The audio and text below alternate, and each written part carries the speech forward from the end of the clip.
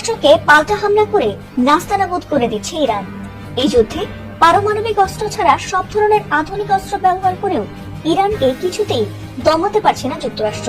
ইরানকে দমাতে যখন পারমাণবিক অস্ত্র ব্যবহারের কথা ভাবছে ট্রাম্প, ঠিক সেই মুহূর্তে বিষয়টি জানা মাত্রই গর্জে ওঠেন কিম জং উন। তিনি জানালেন, ইরানের এই যুদ্ধে পারমাণবিক অস্ত্র ব্যবহার করা হলে তারা নিজেদের পারমাণবিক সক্ষমতা দেখাবে এবং আমেরিকাকে গুড়িয়ে দেবে।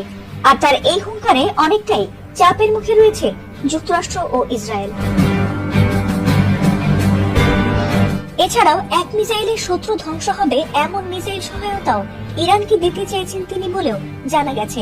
আর তাতে এবার ভয়ে পিছু হচ্ছে দখলদার দেশ দুটি। সুর নরম করে বারবার চাইছে যুদ্ধবিরতি, তবে সেই যুদ্ধবিরতির প্রস্তাব নাকচ করে আরো বিধ্বংসী হামলার ঘোষণা দিয়েছে ইরান। যুদ্ধের এই কঠিন পরিস্থিতিতে এবার ট্রাম্পকে কড়া হুঁশিয়ারি দিল উত্তর কোরিয়া। আমেরিকাকে শান্তি বিনষ্টকারী হিসেবে আখ্যা দিয়ে উত্তর কোরিয়ার প্রভাবশালী নেতা কিম জং উনের বোন কিম ইয়ো জং জানিয়েছেন, শত্রুদের কখনোই উত্তর কোরিয়ার ধৈর্য, ইচ্ছাশক্তি আর সক্ষমতাকে পরীক্ষা করার চেষ্টাও করা উচিত নয়। আর যদি সেই চেষ্টা করা হয় তাহলে সেটি তাদের জন্য অকল্পনীয়ভাবে ভয়াবহ পরিণতি ডেকে আনতে পারে। কিমের বোনের এমন হুঁশিয়ারিতে চমকে উঠছেন অনেকেই। অনেকেরই প্রশ্ন, এমন কড়া হুঁশিয়ারিকে কেবল ইরানের পক্ষ নিয়েই বলা হয়েছে?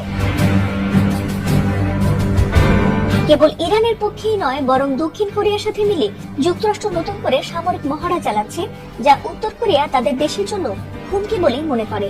তাছাড়া চলমান যুদ্ধের মধ্যেই ট্রাম্পের দক্ষিণ কোরিয়ার সাথে মিলে এমন মহড়া দিতে চাওয়াটা কেবল নিজেদের জন্যই নয়, বরং বন্ধু দেশ ইরানের বিরুদ্ধে ব্যবহার করা হতে পারে বলে আশঙ্কা করছে উত্তর কোরিয়া।